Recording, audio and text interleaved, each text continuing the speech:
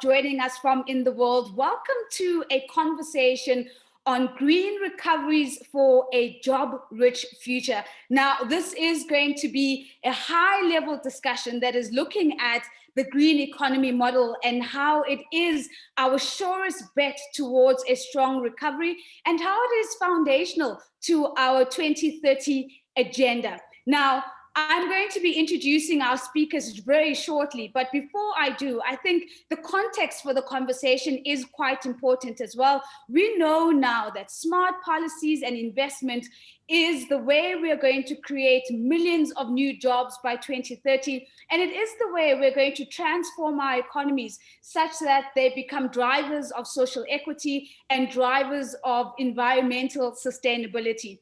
The economics and the science are pointing us in one direction, that it is possible to have an inclusive green recovery that is job rich.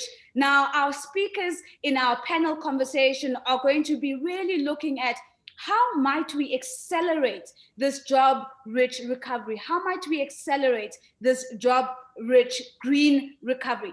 But I'm going to be introducing them shortly, but I want to invite you as our global audience to really lean into this conversation. One of the ways we're making sure that this conversation is inclusive is by inviting you to use the interpretation button. If you would prefer to follow in French, Russian, or Spanish, our interpreters are standing by and would want to make sure that you are part of this conversation. In addition to that, our social media audience online, you also have an opportunity to really amplify this conversation and give it some volume. The hashtag that we are using is page HLPF. That's page for the Partnership on Green Economy, HLPF. And that's for the high-level political forum. And we're going to put a year at the end of that, and that's 2021. So I'm going to repeat it one more time. Page HLPF 2021, and let's let the world know about the conversation we're having here today. I fortunately get to hand over the responsibility of actually extending the official welcome to none other than the Director for the Enterprises Department at the International Labour Organization and Chair of the Page Management Board, Mr. Vic van Vuren, who's standing by to give us some welcoming remarks, and thereafter we're going to make our way into our panel conversation. Vic, it is over to you. Thank you, Nozi. Good morning and good afternoon, everyone, distinguished speakers, partners, colleagues, and participants. On behalf of the ILO and as chair of the Page Management Board, let me welcome you all in joining us for the Page side event, Green Recoveries for a Job-Rich Future, during the UN High-Level Political Forum on Sustainable Development. This year, the HLPF debate is structured around the crucial theme of sustainable and resilient recovery from the COVID-19 pandemic that promotes the economic, social, and environmental dimensions of sustainable development, building an inclusive and effective path for the achievement of the 2030 Agenda in the context of the Decade of Action and Delivery for Sustainable Development. PAGE is a joint UN flagship program bringing together 5 agencies, and we really work well together. It's UNEP, UNDP, UNIDO, UNITAR, and the ILO. This is one UN in action. PAGE started in 2013 and currently supports 20 partner countries in Africa, Asia, and Latin America, and the Caribbean to transform their economies towards greener, just, and inclusive economies with decent work creation. Exactly 1 year ago, PAGE launched at the HLPF 2020 a new journey with a 10-year strategy towards 2030 and aligned with the UN Decade of Action to achieve the SDGs. As the world battles against the unprecedented and devastating socio-economic consequences of the global pandemic, PAGE is actively engaged in working with its funding partners and partner countries to assess, monitor, and mitigate the socio-economic impacts and to foster a green and inclusive recovery. Working in close collaboration with the UN resident coordinators, which has been key in the last few years, and the UN country teams, PAGE has become a leading vehicle in the UN system to support efforts by countries in their socio-economic responses to the crisis. At present, 14 countries have developed green recovery plans with paid support in alignment with their respective plans for green economic transformation. The massive loss of employment during the crisis illustrates the crucial and urgent need for policies and investments to catalyze a green and job-rich recovery, not by default, but by design. Therefore, we are all here today to share views and perspectives on innovative, smart, and effective ways to ensure sustainable and resilient recovery from global crisis caused by the COVID-19 outbreak. It's my pleasure to open this high-level event and welcome the heads of the PAGE agencies and leading international organizations, funding partners, and representatives of PAGE countries. Thank you, and I look forward to the discussions, and I turn the floor back to you, Nazi, to carry on the panel discussion. Thank you very much, Mr. Van Vuren, for that. And the call to action is loud and clear. This is a reflection of one UN in action, marching decisively towards a greener, more just, more inclusive economies around the world that deliver more decent jobs. Now, before we get into the panel discussion, here's a short video that I'd love to share on the green recovery as captured by PAGE for us. Let's turn our attention to this short video, and when we come out of it, I'm going to introduce our panelists shortly.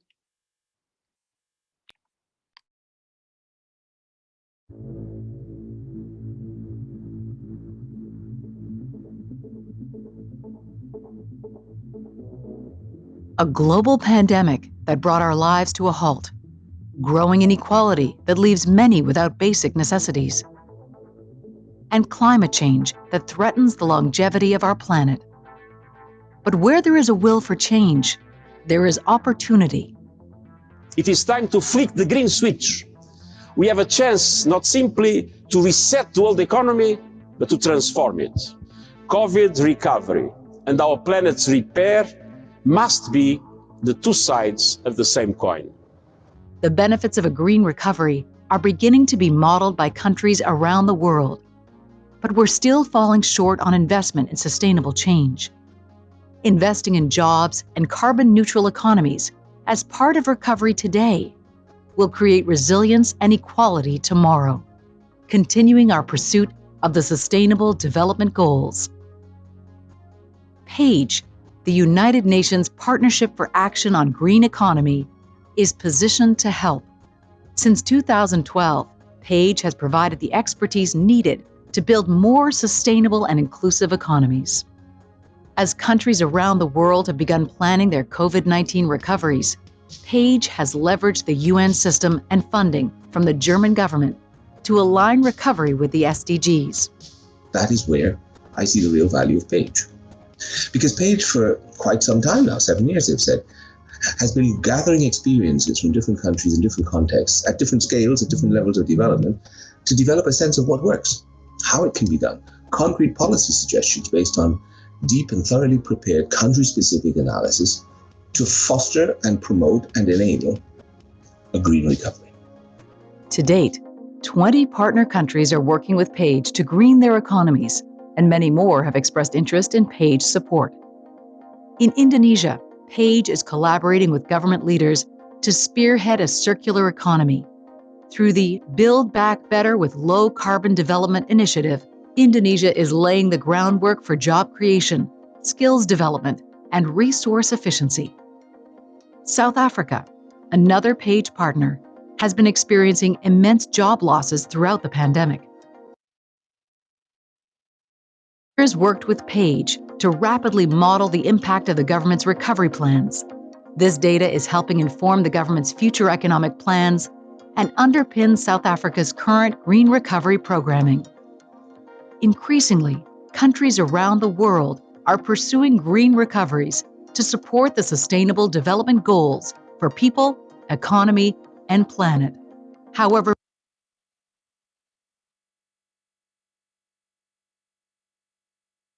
further efforts are needed to ensure a sustainable future.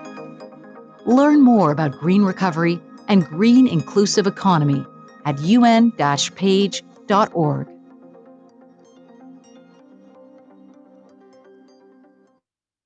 Thank you very much. And that is a beautiful production, short and concise, but really speaking to the efforts underway to make sure that we are sharing knowledge and expertise, and we're able to land at a place where we can say what works and how might we scale that around the world. Now, without further ado, it's my pleasure to introduce our panelists for this afternoon or this morning, depending on where you are. And I am going to start off by introducing Her Excellency Elizabeth Thompson. She is, of course, Ambassador Extraordinary and Plenipotentiary, specializing in climate change and small island development states in Barbados.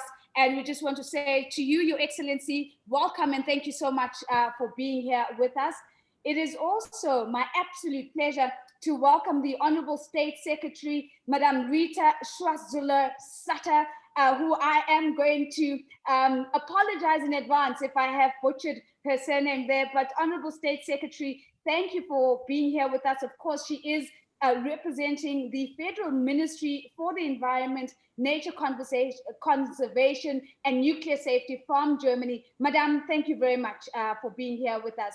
It's my absolute pleasure to also introduce Dr. Fabrizio Cacciaribu, who is the head of the Fiscal Policy Agency, this in the Ministry of Finance in Indonesia. And this agency, BKF, is a unit under the Ministry of Finance undertaking a strategic role as a think tank that formulates policies concerning the fiscal and financial sector. Dr. Cacciaribu, thank you very much, sir, for being here with us today. It's my pleasure to introduce the Director General of the International Labour Organization, Mr. Guy Ryder, who's here with us this afternoon. Thank you very much, Mr. Ryder, as always, for being with us. And last but certainly not least, in our conversation, it's my pleasure to introduce the Executive Director of the United Nations Environment Programme, Madame Inga Anderson. Thank you very much, Madame, for making the time to be with us today.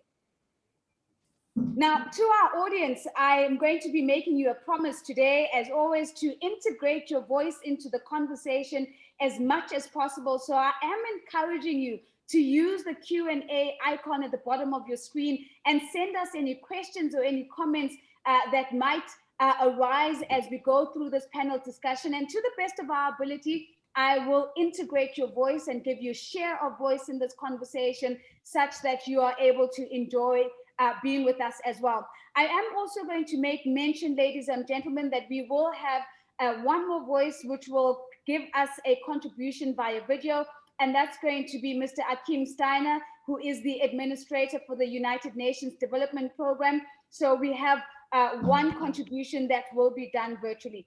But Mr. Ryder, I'm going to kick it off with you. And that is starting off with this question. If we think about the greening of economies, I think we all are aligned to the fact that we do need very country-specific mixes of macroeconomic, industrial, sectorial, and labor policies that together create an enabling environment for sustainable enterprises that can prosper and, of course, create decent work opportunities. The question to you, sir, is what smart policy guidance could be considered, especially if we are to meet the goal of creating millions of green jobs by 2030? Thank you very much, Nozi. And let me try to answer your question by just saying, let's take account of our current circumstances. We are still in the midst, I want to say exiting, but still in the midst of the worst economic and social world of work crisis that we've known in 2 or 3 generations. It's been horribly costly for people's jobs, their security, their livelihoods. And at the same time, we are faced with this extraordinary climate crisis. We're seeing dramatic weather events even as we talk. So I think we have to understand both the scale and the urgency of the question that we're trying to relate to. So here's my answer. I think particularly in the light of the pandemic, what we need now clearly comprehensive concerted policies which somehow bring together economic and social, environmental, humanitarian and health policy action. Now, we're focusing particularly on the economic and social and the environmental elements here, but we need to look on a big scale and with appropriate width at the types of issues that we have to deal with. If we try to compartmentalize the challenges, we're going to get it wrong. we won't get there. Now, in this regard, I think, and I'm so delighted that I'll be speaking before Inga from UNEP, we've really got to conjugate our efforts in the international community and national policy spaces better than in the past. And in that regard, Paige, as we've all heard, I think is sort of exemplary in this regard. You said in the introduction, economics and science are pushing us in the same direction. It's true. It's true in the aggregate. It's true. We all know this is the case, but people don't live in the aggregate. People live in individual communities. They have jobs. They're worried about their immediate livelihoods. So we now have to work out how, in practical terms, to make the principles land at the national level. And Paige can do this in the ways that we've already heard. There are three areas, I think, from a labour market perspective that we need to be looking at in particular. We do need, in the recovery process, to be deliberately investing in the creation of decent work in those areas which hold out promise for job creation in the future. And the green economy is classic in that regard. Not the only thing. I could think of the care economy, could think of other things as well. We need to invest in the skills and also social protection that help people to move from where they are today to where they need to be in a climate neutral economic future. And lastly, I think it's the institutions. We have to involve people. At the ILO, we believe greatly in dialogue, involving the actors, the people affected. They have to have ownership of these issues. And Nosy, we've tried to put all this together at the ILO conference, which finished, our virtual conference, which finished a few days ago, in a global call to action for a human-centered recovery. It is, if you like, an attempt to translate our current circumstances into action, which will take us forward towards not just one of the 17 SDGs, but all of them. And at the center of that, of course, reconciling those that have to do with decent work for all and those that have to do with preserving our planet. So that's where we're coming from, the issues from at the moment. Thanks. Mr. Ryder, thank you very much for you really opening up the conversation. And as I'm listening to you talking about taking a bigger picture, a helicopter view, thinking about, all of the SDGs, what a human-centered recovery might look like, but also highlighting three areas as we talk about what is that guidance, investing in the green economy, investing in skills and social protection, investing in institutions as well. And now to our audience, if you are listening in for sound bites, I certainly think we've got the first one for today. People don't live in aggregates. If you're not tweeting that, I'm certainly going to be doing so from my end. So we've kicked it off, but let me go now to Ambassador Thompson. Ambassador Thompson, how is Barbados pursuing an inclusive green recovery? More importantly, as we link back to the invitation from Mr. Guy Ryder to really think with the big picture in mind, what lessons do you think might be shared with other small island development states that are really beginning to come to the surface? Good morning. It's morning in Barbados. Good morning to you. Good afternoon to others. Thank you so much for this invitation to join this discussion. What are we doing in Barbados? We recognize that lives and livelihoods are not separate and distinct entities, and that we have to build the two together.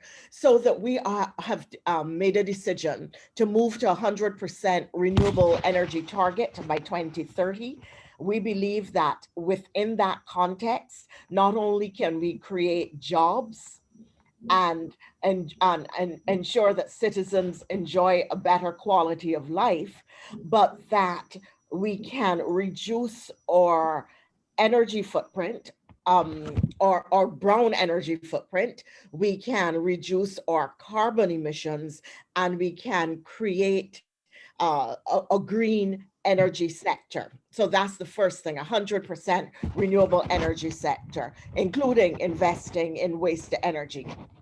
The development of a goods and environmental goods and services sector. Traditionally in CARICOM, in the Caribbean, and in small island developing states, we don't value environmental goods. And you know, we say what you don't measure, you don't value, and what you don't value, you do not use in a resource efficient way. And therefore, we are starting to look at our environmental goods and services and try to make decisions about what their contribution to the economy and to our growth and development are.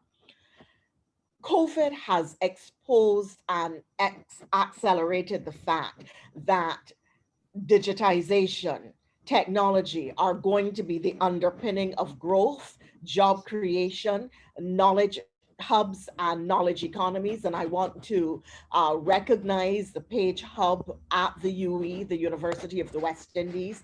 And this is another sector. We are developing a green and digital innovation fund to support the greening of those sectors which are critical to the Barbadian economy: tourism, manufacturing, and agriculture, and supporting their value chains. And you know, the Caribbean is the most tourism-driven region in the globe. And therefore, COVID has decimated Caribbean economies. In some instances, the unemployment is as high as 40% because tourism doesn't just impact people directly, but there are a number of people who are also indirectly employed in the tourism sector. Water augmentation, again, people see these beautiful picture perfect landscapes emerging from the Caribbean and from other small island developing states. And yet the small island developing states of the Caribbean are amongst the most globally water scarce and water stressed countries, ranking with sub-Saharan Africa. Now that is critical in terms of your planning for agriculture and food security, as well as issues relative to how you sustain a tourism product in the context of water resources. Sustainable urban development, protection of biodiversity, and ecosystem restoration. We have in particular, now have a Ministry of the Blue Economy, and we have in particular set about on a reef restoration project, as well as the greening of our fishing fleet, moving from brown fuels to energy efficient green fuels, and the establishment of more marine managed areas in order not just to protect the ecosystems, but to ensure that fisher folk are able to have strong livelihoods from that.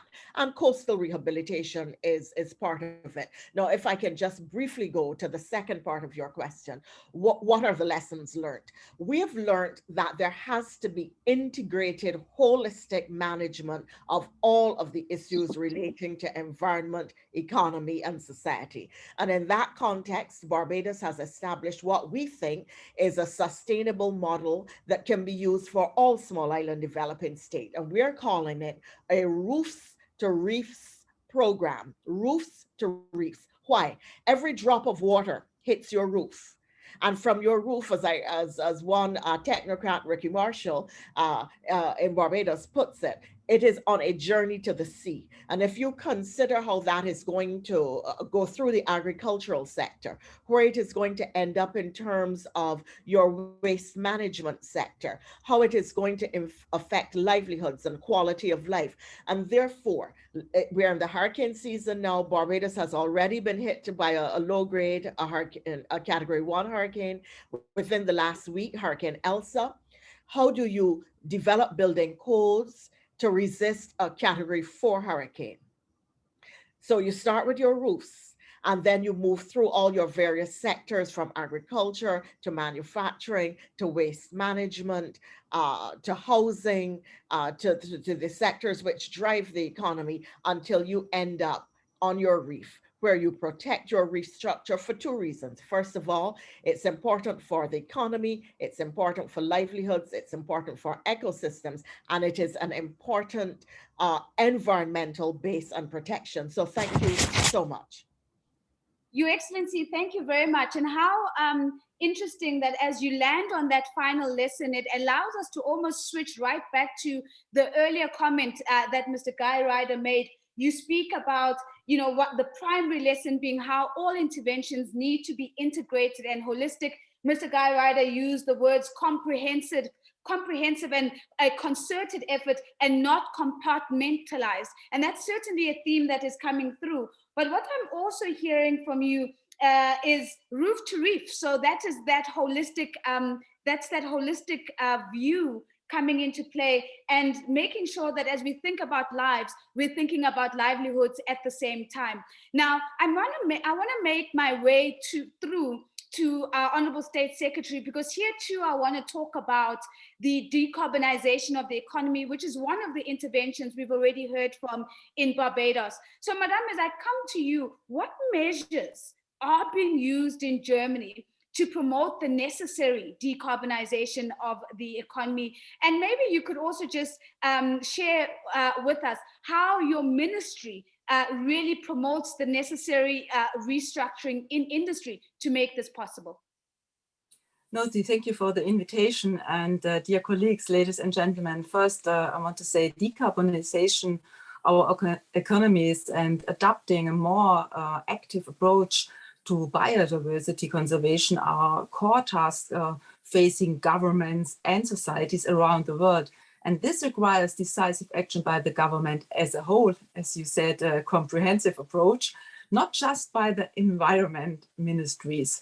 And it is clear to us that the economic stimulus measures must address the current economic crisis and at the same time prepare us to meet the challenges of the future.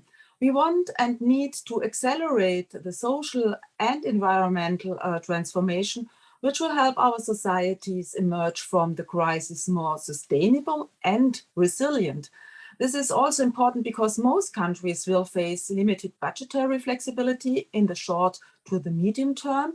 And in this context, we have decided in Germany and the EU to earmark a considerable share of the funds from the COVID-19 economic recovery packages for climate action, especially in energy and mobility. To mention several examples, there is additional investment for the national hydrogen strategy and our building rehabilitation program in the energy sector. In addition, the German government will temporarily assume part of the renewable energy surcharge. We attach great importance to social balance in this area. In the transport sector, the bonus for buying an electric car will be increased and local public transport will be improved at the same time. And I think it's very important that we have measures not only for a little group, but for the whole society. This strikes a balance between short-term crisis management and long-term policy goals, and it will accelerate the necessary process of decarbonization. As you know, we have set more ambitious national and European climate targets. Under our new Climate Change Act, we decided about 2 weeks ago, Germany will become climate neutral already by 2045. And to achieve these ambition targets, we will step up our promotion of the decarbonization of industry, green hydrogen, energy efficient building rehabilitation, climate friendly mobility, and sustainable forestry and agriculture. And yet the challenge is still enormous, especially for industrialized countries as Germany. Honorable State Secretary, I mean, the last point you landed on is certainly setting a new benchmark for the world, very ambitious as Germany brings that date forward to 2045 to reach climate neutrality. And you've spoken to us about some of the practical ways in which earmarked funds as part of that COVID-19 recovery packages are being channeled towards energy and mobility at a big picture level. And maybe just a quick follow-up question for you. You spoke about ensuring that it's not just environment, but it's also social aspects that you're keeping in mind. How are you ensuring that this transformation is designed in a way that is socially acceptable, but also is embraced by society? As well, when we have a new system of CO2 pricing in the transport sector, then it means that people who have no chance to use the public transport, that they have not to pay more to come to their jobs. So we have some compensation of the costs till there is an alternative opportunity for mobility. So we have the social aspect also in the focus at the beginning. So we have a moderate phasing in, and that we want to support especially low-income people. Thank you very much, Stacey. So a moderate phasing in, but also a consciousness around how do we support low-income people in these transitions. And one of the things that the Honorable State Secretary has spoken about, but also Ambassador Thompson spoke about in the context of a green and Green Innovation Fund in Barbados, is the question of financing. And as I come to you, Dr. Kacharibu, I really want to bring some spotlight to the financing conversation. What, in your view, are the greatest opportunities at our disposal to really mobilize finance at scale? Is it, greening finance, or is it about financing green? How do we, find the balance between the two? And what I think we're really also wanting to hear is Indonesia's experience in this regard. Well, that is a very nice way of putting it. Is it green financing or financing green? I would say both. And in fact, we have to be comprehensive about it and being practical. I think I want to emphasize on them being practical. When you are trying to be practical, that means that you are looking at your options. Now, with options, when you're talking about financing the green, you have clearly, since I'm from the government, I'm looking at my fiscal tools and also looking at beyond fiscal tools, how the private sector would be joining in terms of achieving this target. Indonesia is among countries submitted their nationally determined contribution back in 2016. We target 29% emission reduction by 2030 by our own effort, and 41% with international support by 2030. So the way we do that is by looking at how have we financed green from our budget. And we look at from revenue side, we look at from the spending side.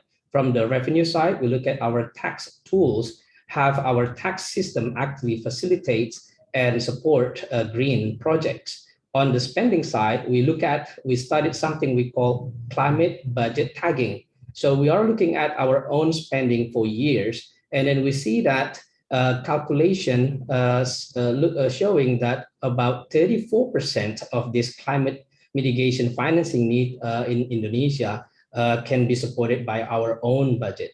That means that the rest, about 66%, should come from the private sector. So that's how we come up with the calculation and then looking at the potential for the private sector to joining in. When we say private sector, it is not only domestic, but also especially the global financial market as well.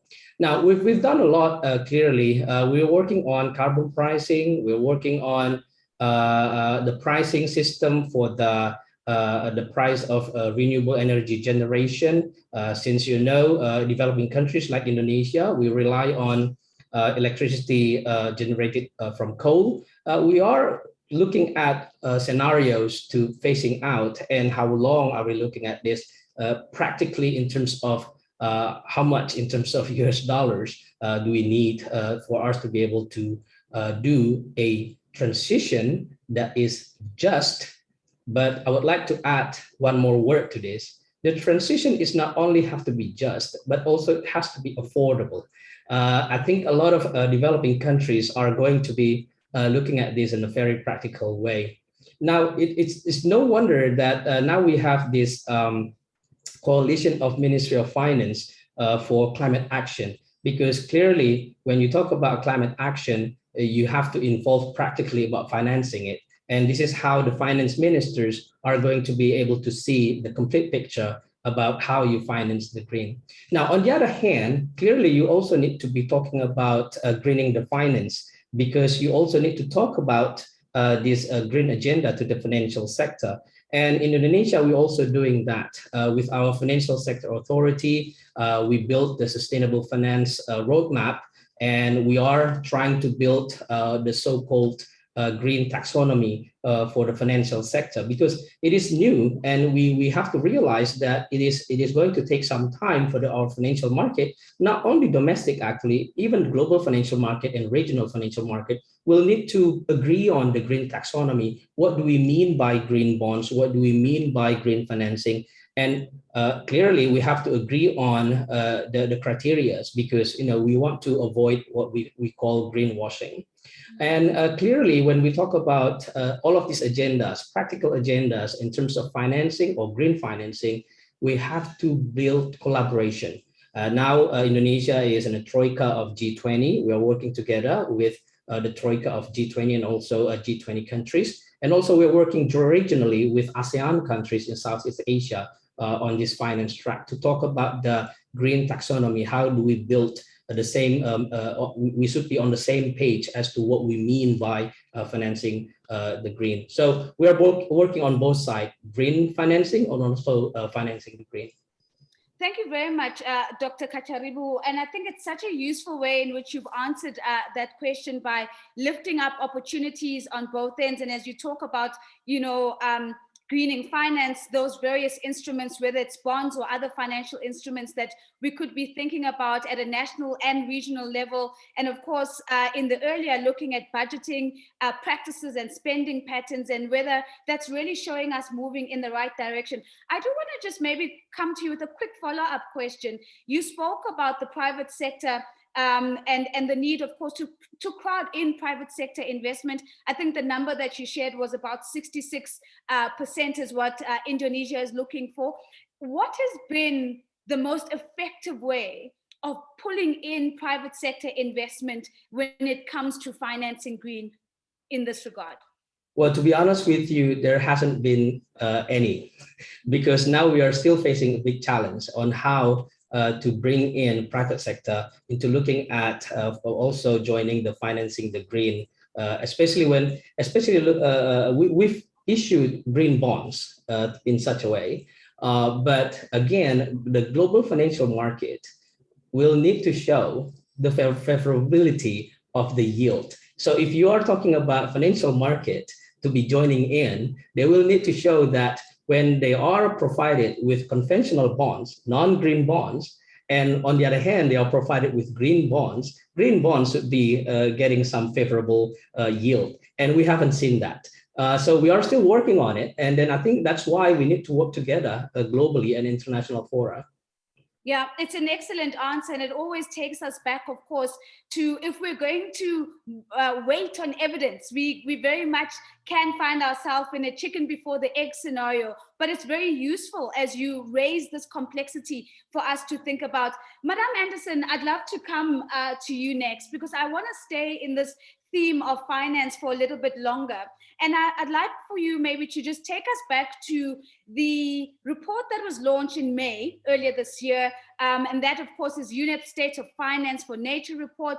And one of the key things that came out of report is that there is a financing gap in nature that would be standing at around $4.1 trillion by 2050. Now, that is a massive number if one looks at it. The question to you, Madam, is, can we close the gap?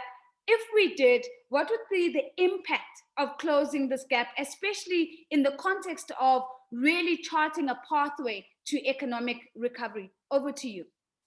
Thank you, Nazifu, and it's always a pleasure to be on one of your panels. You do it so well. And can I also give a shout out to, in no particular order, but let me work backwards, to Mr. Kacharibu from the Minister of Finance in Indonesia. And you're going to take over the G20. And so glad to hear such fluency being spoken about green finance. This gives us at UNEP great confidence. Of course, Mr. Swajilua Sutar, thank you to Germany for the strong support to PAGE. We're very, very appreciative of that. And to Her Excellency Thompson Barbados is such a flag bearer, and it is just so great. And of course, to my colleagues, what a pleasure as always. But I just had to mention the three member states that were here. So look, you ask about, and you're asking me about the sort of the financing gap. And obviously we've heard from Guy about the jobs, and we've heard from the delegates and member states about the priorities. This report that we brought out is less about the report that I want to say, but what is it that it shows us? It shows us that the risk to nature and the risk to us, the human beings, is actually one and the same, right? We have these systemic risks to business. We heard that from the Indonesian scenario.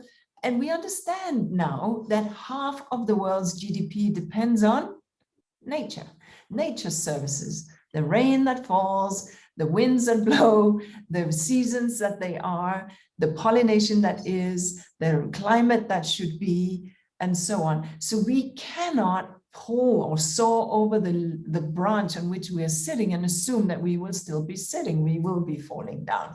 And that's why we need to understand these unsustainable patterns.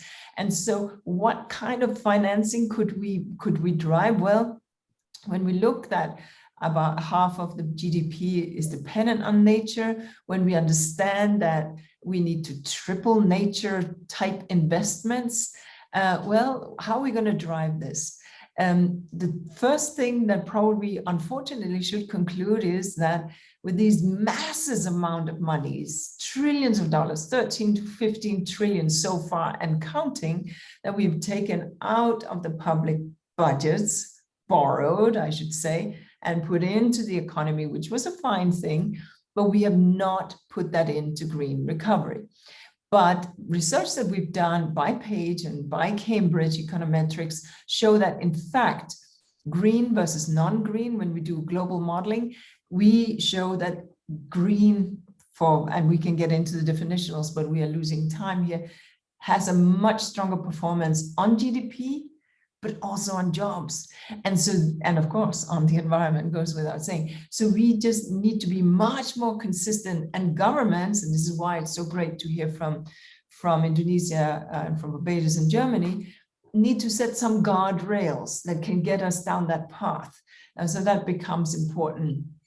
But closing the gap will mean to then understand the levers that we need to use to make that transition to a nature positive economy. And so, okay, one thing is today, what are the financial flows that are going to nature?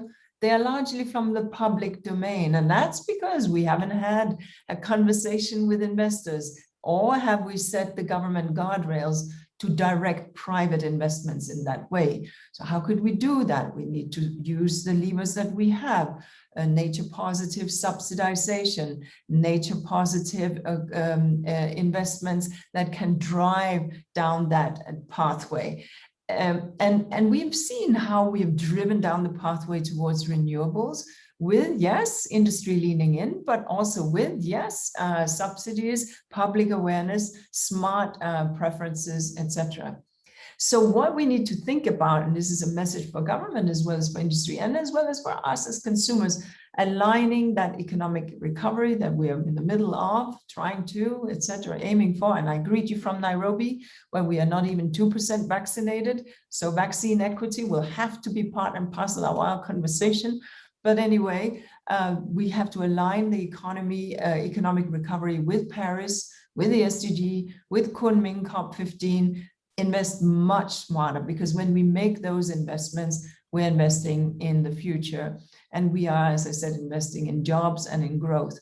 And so let's think about the levers we have in the energy side, energy efficiency, etc. On the agriculture side, when it comes to biodiversity, on subsidies, where today we are subsidizing, negatively impacting agriculture. And we could really drive a significant positive return.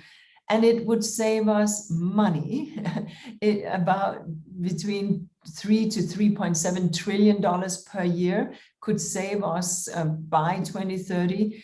through 60 to 80% improvements, for example, in energy and water efficiency.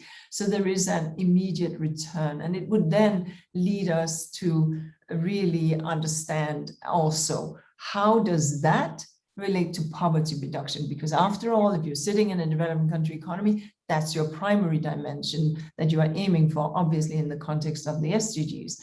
And we understand that the poor depends disproportionately on ecosystems, on how they function, for in many countries up to 90% of their income.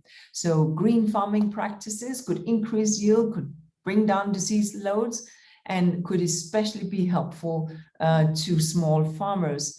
And it will help also, of course, meet global commitments. So if we do all of that, we are keeping our promise to the future generations. We're closing that gap, and we're delivering on the future we want. And then we are also not borrowing all this money that we're borrowing and leaving that debt as well as a broken planet to the next generation. I'll stop here.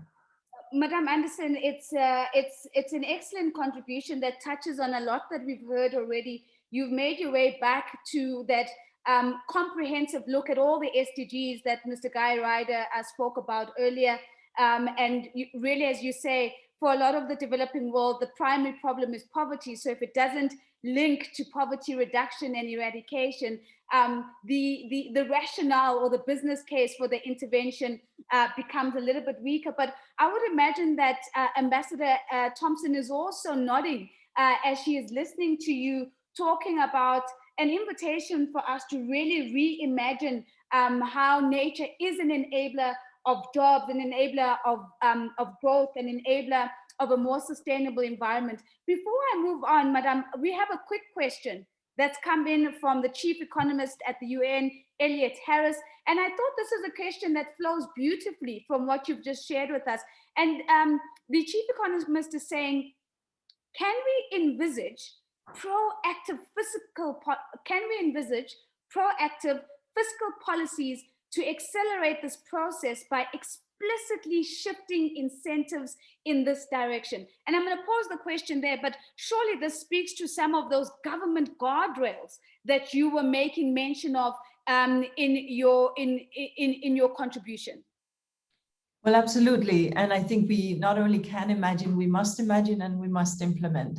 Look, wherever we drive fiscally, that's where we are going to land, right? So these are choices, these are levers that we have, that governments have at their disposal. They can choose to subsidize renewables, or they can choose to subsidize fossil fuels. They can choose to subsidize heavy agricultural chemical input, or they can choose to subsidize greener agriculture. And these are choices, and we as voters have a say because we put these decision makers in business. And so, as I always say, you know, environment doesn't know politics, it knows the right environmentally sound policies. And so taking the environment, and therefore also taking the next generation with you into the voting booth, is not a left or right issue, it's a future intergenerational justice issue. So there are any number of fiscal policies that we have at our levers. Tax incentives, yes, but also stimulus type incentives, yes. We've seen, for example, and this would be my last because we want to hear from the others, of course, we've seen, for example, in some of these incentives to bail out, for example, airlines, which we can discuss, but they said, okay, but if there is a trip that you could take for 2 or 3 hours by train, frankly, you have to stop doing that by plane, and we will only subsidize the airline if you do that. So there are any number of fiscal levers that we have, all the more so right now when we are dishing out a lot of money to companies. And it goes, of course, for poorer countries too. Senegal, let me just mention this one, reduced VAT imports on what? On all the elements that go in for renewables. Very interesting. So they reduced that to stimulate growth, but also to drive renewable investments. Just a couple of examples here. So it's a couple of examples. I no doubt I'm watching all the faces on my screen. I'm looking for reactions to some of the ideas you put on the table. So I will be coming back. But what I do want to do right now is I do want to bring Mr. Eichensteiner's voice into the conversation. And as we listen to him now talking about the importance of collaborative approach, it seems as if the words for this afternoon or this morning are comprehensive, concerted, collaborative, is really where consolidated, if I can even add it into that basket, is really where the conversation is going. But before we go to that video, allow me just to make a quick reminder. If you have missed it or weren't aware of it, Page, of course, is calling on new country applications as part of the 2021-2030 strategy. So please make sure that if you are not part of the Page community as yet, visit our website. The link is going to be popped into the chat for you to see as well. We're really wanting to make this community bigger so that we really can move not only one UN in action, but one world in action, with all the relevant countries really partnering with us. For now though, let's turn our attention to Mr. Eichensteiner. Let's lean into his voice and hear what he has to contribute to this conversation.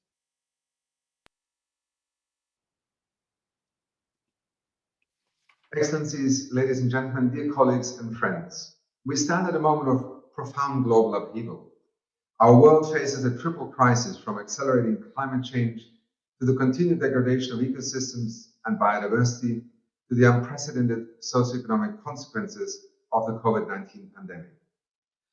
These challenges are inextricably linked, yet in many ways, countries and the global community already have many of the solutions in the form of the green economy policies and tools. In this respect, I see three key areas where initiatives such as the Partnership for Action on the Green Economy, PAGE, can provide vital support.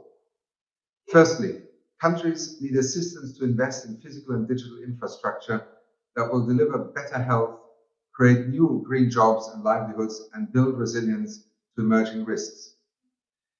This means bridging the gap between the short-term aid and long-term economic planning so that the root causes of climate change, biodiversity, ecosystem loss, and poverty can be removed once and for all. Secondly, we need to strengthen incentives that catalyze a positive future for people and planet. This means investing in clean and just energy transitions that will bring power to homes, hospitals, schools, and businesses. At the same time, we need to invest in more sustainable food systems at a time when 1/3 of the food produced worldwide is either lost or wasted every year. And thirdly, we need to deepen public, private sector, and civil society partnerships that catalyze green financing. This includes innovative finance mechanisms such as debt for nature and debt for climate swaps, as well as performance-based green and blue bonds. Excellencies, ladies and gentlemen, we are now seeing the emergence of a collective will to build forward better towards an inclusive green economy with inspiring policies and action on the ground. The success of change, however, depends on the choices that countries make. Initiatives like PAGE are serving a critical function, providing countries with evidence-based policy options and directing us towards best practice. This is helping them to make better choices at this pivotal moment and lay the foundation for a green, sustainable, and prosperous future for all of us. Thank you. And it's a massive thank you from us as we listen in there to the administrator at the UNDP. And again, that word keeps coming back. It comes down to choices. It comes down to policy choices. And we're going to unpack that a little bit more. But I've got a question from the audience, and Mr. Guy Ryder, I'm going to put it at your feet, and I'm going to follow up potentially with one of my own questions. But Alex Julka is asking this question, and Alex is saying, can we get some clarity? Where does the future lie? Is it in the number of new green jobs that we're going to be able to create? Or is it going to be about focusing on greening existing jobs? Where are most of the jobs likely to come from? Mr. Ryder. Thanks, Nozi. It's a great question. And I think it's the latter. That is to say, we have to talk about the greening of productive activity across the board. And I think it would be quite difficult if we try to divide the challenge into green jobs that we are creating and want to expand, and dirty jobs that we want to bring to an end. It's about the greening of productive activity in a general way. And I think that corresponds much better to everything that's been said in our conversation. That is to say, this comprehensive approach to all sectors of activity. So my quick answer to that question is it's the latter. It's greening the economy, it's greening jobs of all types. And maybe as a follow on from that, if it is indeed the latter and greening the economy, greening existing jobs, we are seeing a lot of countries really trying to green the core of their economies and really move towards climate neutrality. The question now is more for a sectoral perspective, Mr. Ryder. What sectors do we think are likely to deliver the fastest rate of growth in green jobs, and what's going to be driving those sectors in the back end? Well, we see tremendous job potential, for example, in areas of construction, in areas of mobility, and of course, in renewable energy. And all of the literature, all of the studies done point to the big potential in these areas. But I want to, again, insist on the need for us to be broad in our approaches. This notion of just transition, which has come out in the conversation already, is really important. We need to see countries adopting national plans for just transition. And the good news is, Nosy, that in 2019, 46 countries committed to integrating just transition plans into their climate change, climate neutrality policies. 46 is a good number. It needs to grow, but it's a great starting point, and we need to operationalize these just transition plans. And that means two things, I think. One, of course, is doing the things that Paige is doing, helping countries to make realities of this. We've been engaging since April in African countries very successfully. These are great beginnings. But there's two other things to this. And I want to just reiterate what Mr. Kasaribu from Indonesia said. There is no just transition if it's not affordable. It simply will not happen. So in the end, the financing aspect of all of this is a sine qua non of going forwards. And at a time when, and we all know this, there are many competing demands on finances, be it for vaccines, be it for social protection, be it for education. And at a time when indebtedness is very high, we really have to carve out the financial means to live up to our ambitions. And I don't underestimate the importance of that. And that has to be done by a combination of public commitment of financing.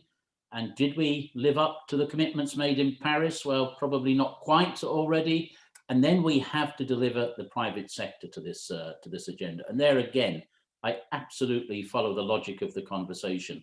The private sector is not going to deliver green financing out of an act of benevolence. It is not going to do that. It's going to do that when that is where the advantageous financial return is. And I think, and there are many people here better qualified than me to talk to this, we have to engineer financial markets and the incentives and disincentives, be it through carbon pricing, be it through whatever it is, to make sure that that's where the money is to be made. It's quite simple in a sense. And I agree with those who said, yes, we need to look at these forward-looking fiscal measures to make this happen.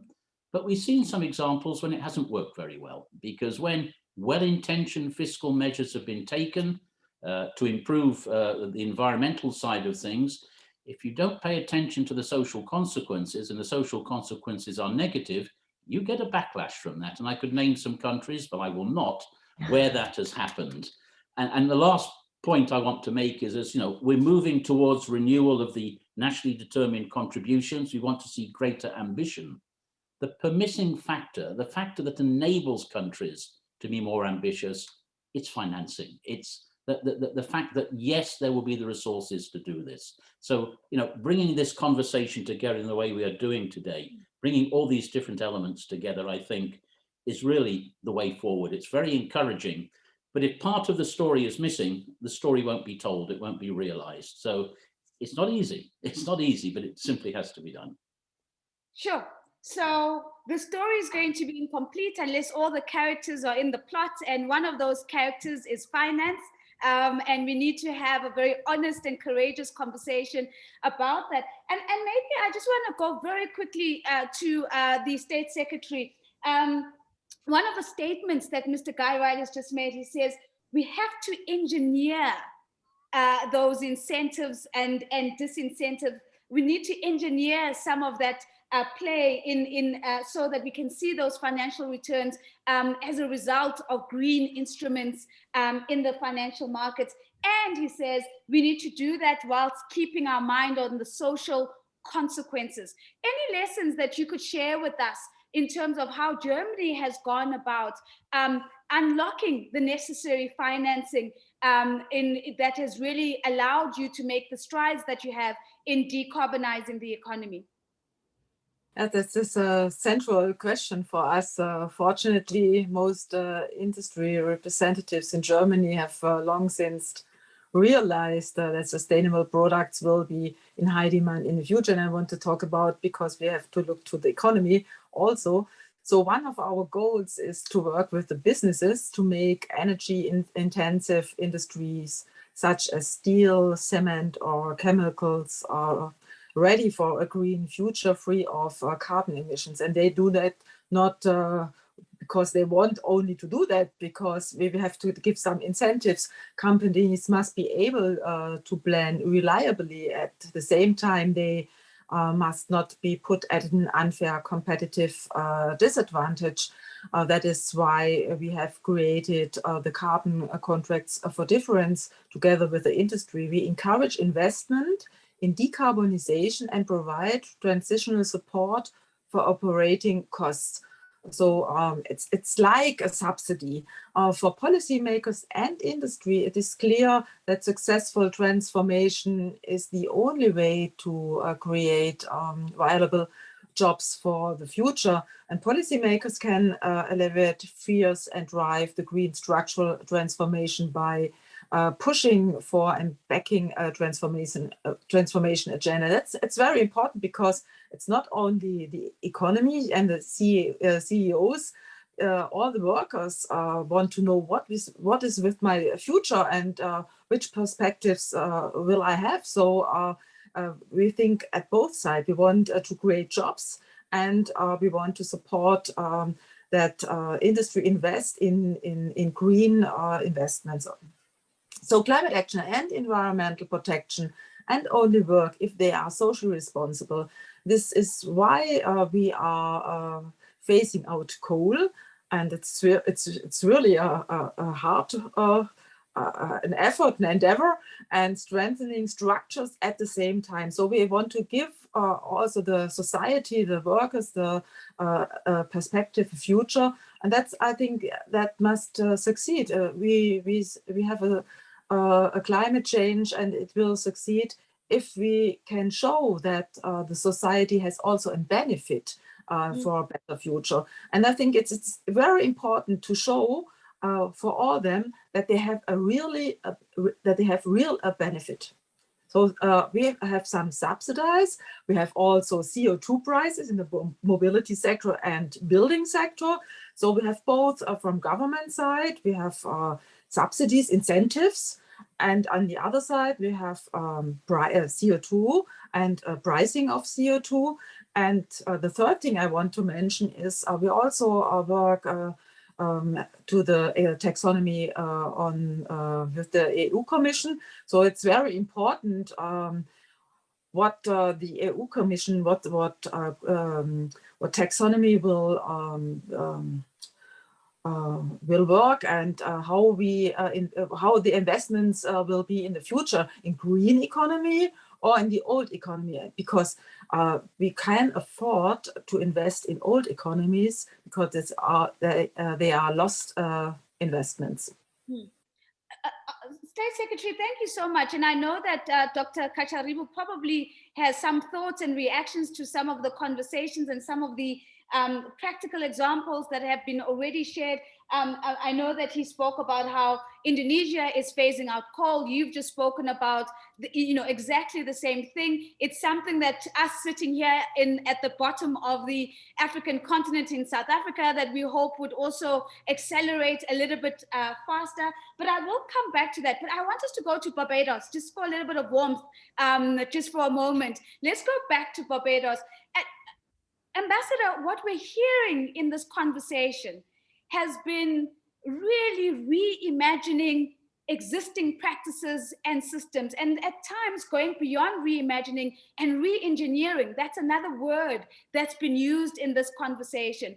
You, in your initial response, spoke to us about a range of interventions that the government is looking at. I want to maybe just go into some new sectors that Barbados might be looking at to drive this green recovery. We spoke about the green and the blue economy, but I'm also interested in, are there other sectors, or even within those sectors, what are we doing differently to ensure that we're accelerating this recovery, but we're also accelerating green and we're building back better?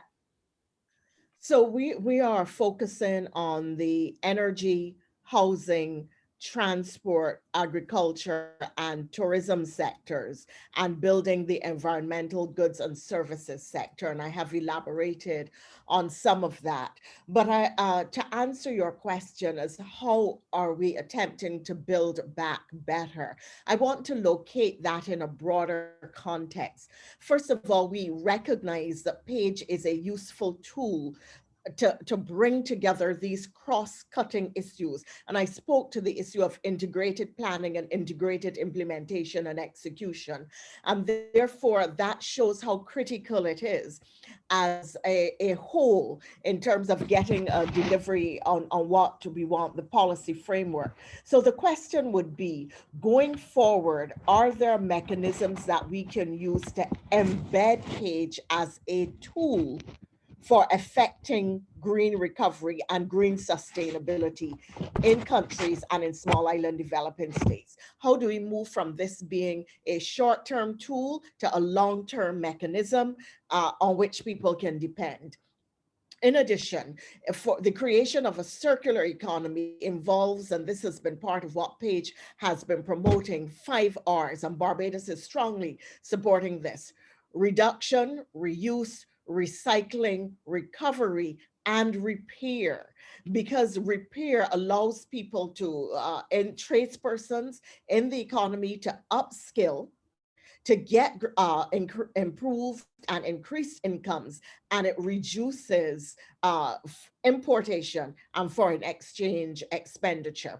In addition, as part of the process, in small island developing states, we have primarily micro businesses. The indigenous businesses are micro enterprises. They're not even what are considered small enterprises in the international context.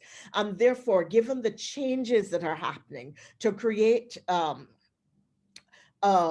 green economy, how do you prepare your micro enterprises to operate in a dynamic and changed environment, particularly in a post-COVID environment where there's going to be greater emphasis on digitization and technologies?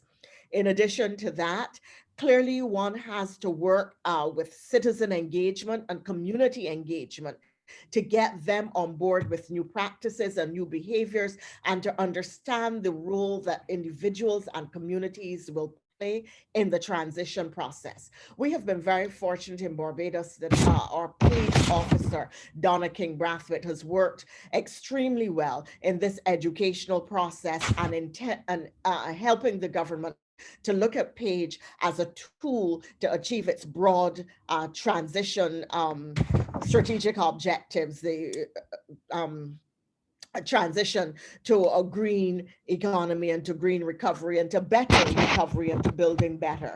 I think too that one has to see it in the context of what is happening globally. And Inga, I was so glad that she mentioned it, the whole problem of vaccine hoarding and the implications of that for small island developing states having then to use their own resources, which they had to take from SDG expenditure, from climate change expenditure, and pour into climate change recovery. We're looking therefore at how we can use the green recovery to create jobs, sustainable jobs, and decent work and livelihoods, particularly for women and youth. And we're placing emphasis on that in our agricultural sector as well.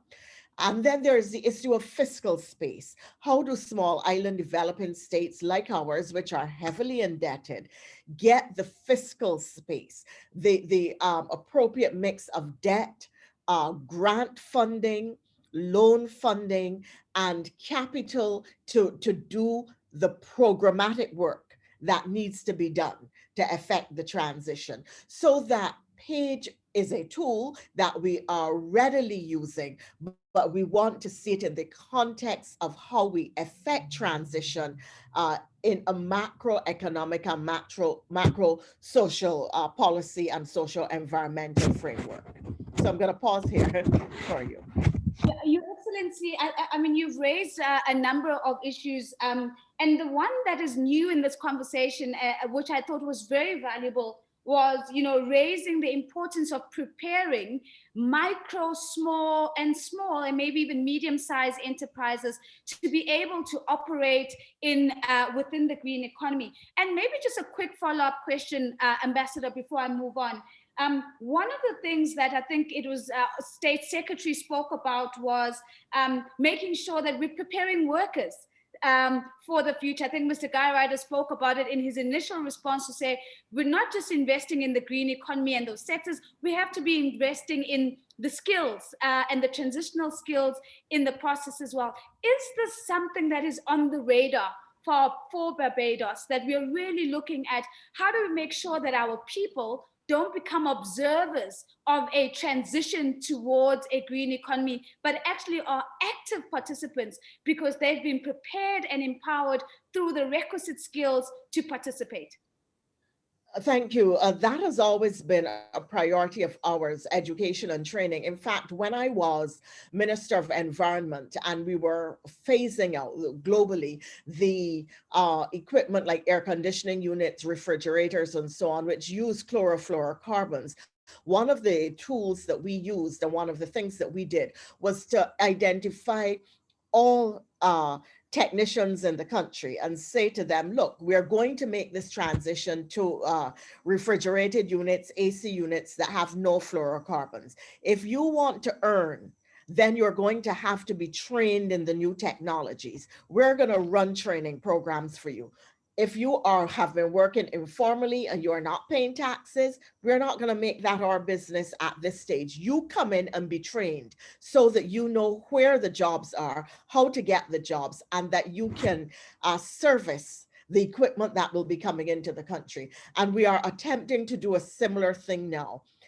If you're going to transition to electric buses, electric vehicles, then you need to train people to repair. And you can train women, you can train youth, because they're the ones who have been the most affected by COVID. They're usually the majority of the poor. They're usually the majority of the underemployed and the unemployed. And therefore, they're the ones who need the training in order to become employed as the economy transitions and as the world transitions.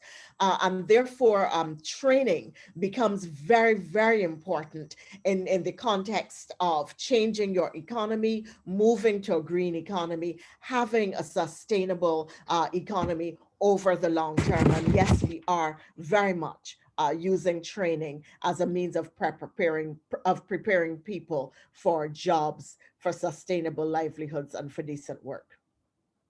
Ambassador, thank you very much. And I think what you're underscoring for us here is the opportunity for an inclusive recovery and an opportunity to make sure that our labor market leaves no one behind as much as possible. So women, young people, as well, active participants in our economies. Dr. Kataribou, let me come to you. Before I want to talk a little bit about the G20, but before I get there, I think there's a lot that's been said, and I'd love just to hear some of your reaction and contribution. We've spoken about, fiscal incentives and disincentives. We've spoken about potentially being bold and engineering some of the market outcomes. We've spoken about choices. This is another piece of the language that has come up. And of course, this really was born from you also saying, look, we need to talk about a just transition, but let's also talk about an affordable transition. So all of these nuances are really coming to the fore. Let me check in with you. Anything that you'd like to react to in the conversation before we talk a little bit about the presidency of the G20? All of these decisions are going to be partly, or if not predominantly, political decisions. So you are going to be talking about electorates. You are going to be looking at your demographics. Now, as a country like Indonesia, we are a young country. So demographically, we have this traction. And that's a good news for us. But we still know that the industries are not really millennials industry. So we need to connect between the younger generation with the existing industries that are working on right now. But in reality, though, clearly every country will have different situation at the moment. And for example, like Indonesia, we over 70% of our electricity generated by coal. And how do we transition out from that? This is a very practical, very reality check kind of question. And we have to talk to the industry as well, because the cost is going to be distributed. And how are we going to distribute that extra cost? And how do we pick the winner? And how do we go about in 1 year versus the next year versus the 5 years versus the 10 years down the road? So these are all political decisions, and it has to be made together as a country. And I think each country will have the same kind of situation, although unique for each country, but I think everybody will have to face choices, and those choices will be made politically as well. Mm.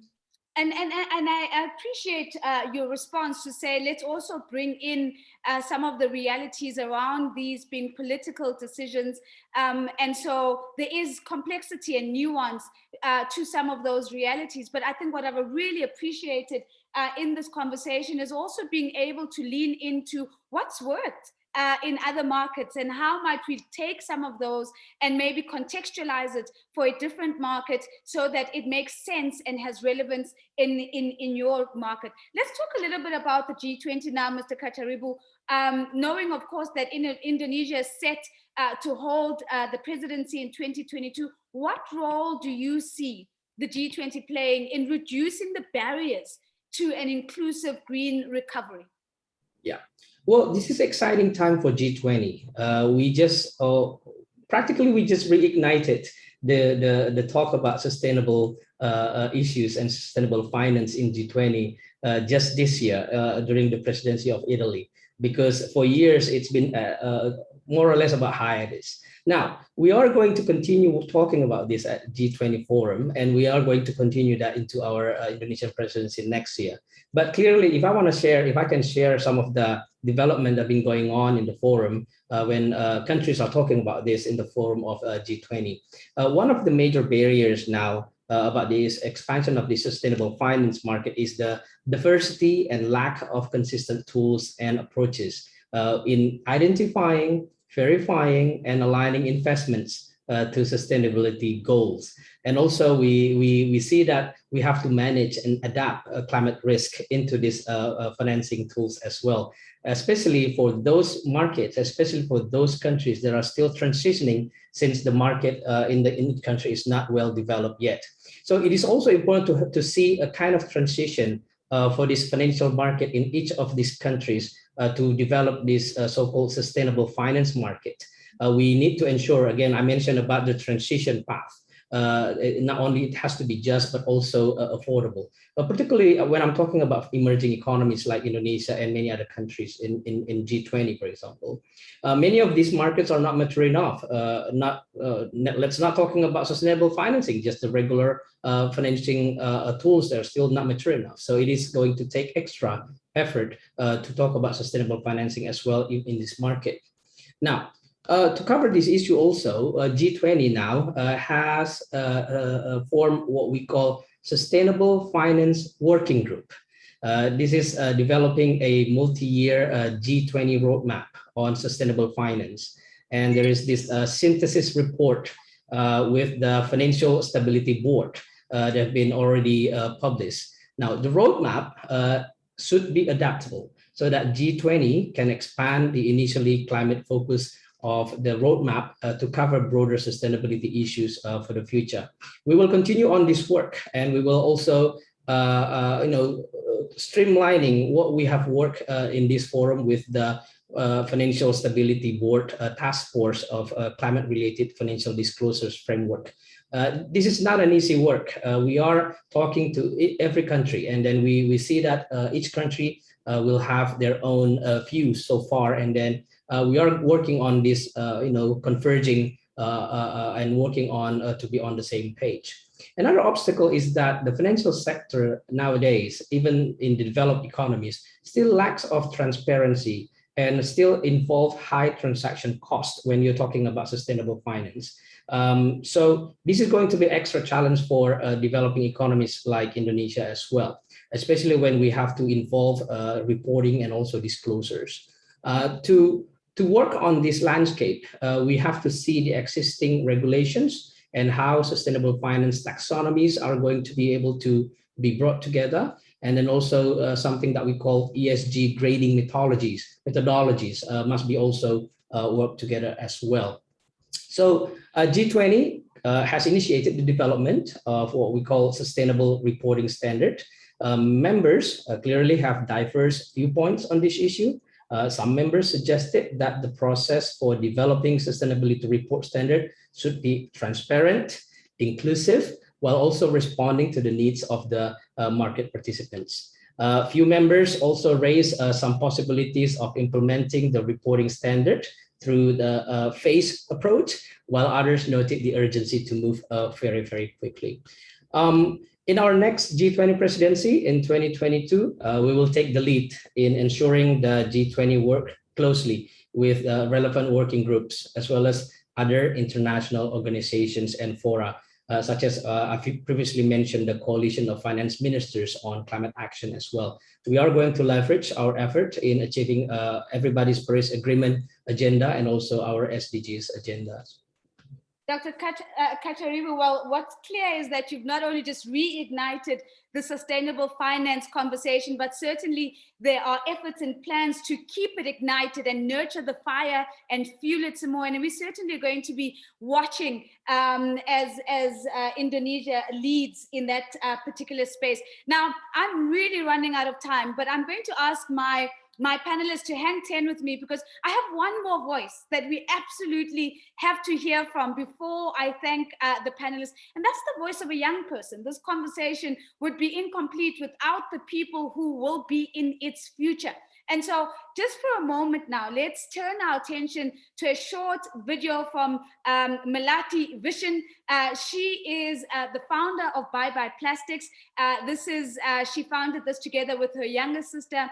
And this has been a movement that's been driven by young people since 2013. Together, they have successfully banned plastic bags, straws, and styrofoam in their home island of Bali since 2019. Very quickly, she's recently graduated from high school at the Green School and has been honored by Time as part of their annual list of the most influential teens in the world, alongside CNN Heroes, Young Wonders. Let's take a quick listen to Melati, and then I'll come back to our panel for some closing statements. Here's Melati now.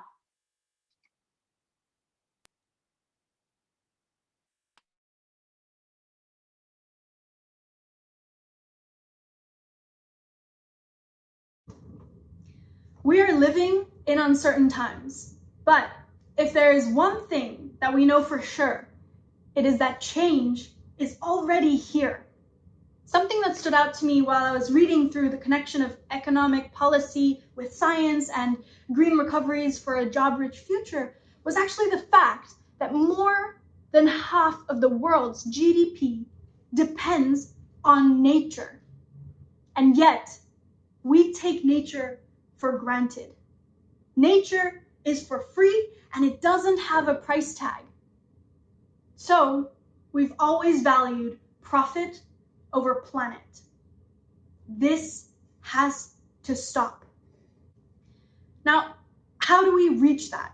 Aside from the smart policies being implemented and the investments that we need, I believe that we also need to focus on education to ensure that we are leaving no one behind and remembering that change starts in the classroom. When we empower our generation, we can help accelerating change. Remember, change is already here, and it starts with you, and it starts today. Oh, that's a beautiful addition to our conversation. Change is already here, and it starts with you, and it starts today. I've got 5 minutes, and in the 5 minutes, I have 5 speakers. So I'm going to grant them all a minute just to make a final concluding statement. I'm actually going to start off with you, Madame Anderson, because one of the questions we didn't get to is how can governments be a positive enabler for reframing the economies so that we really are reducing future risks to sustainable development. And so as I give you your minute, I'm going to give you the hard job of sneaking that in somewhere as you give us your closing comment. Well, look, thank you, and thanks to everyone. Governments have a lot to do, and I think we heard that also from Guy and from the government representatives. The Korean policy, setting the incentives, the fiscal space, public procurement, the safeguards, the law, strong green courts, judges that know how to implement the law, and so on and so forth. So I'll leave that there.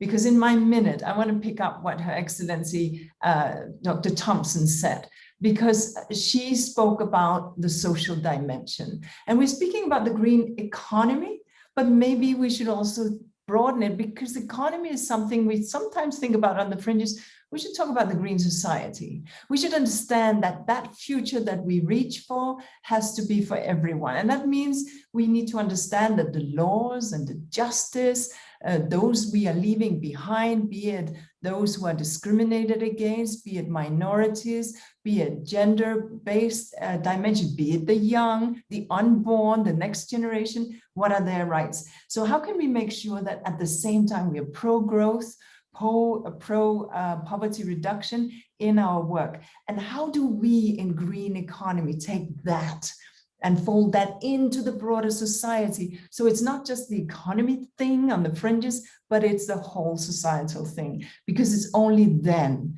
when we do that, that we will get at poverty, that we will get at vulnerability, and that we will get at long-term sustainability. Let me stop here. Let's think about moving from green economy to green society. That was my 1 minute pitch here. Thank you. Made it within your 1 minute. You just made it within the 1 minute. But I think the baton has been beautifully handed over to Ambassador Thompson on the note of green society.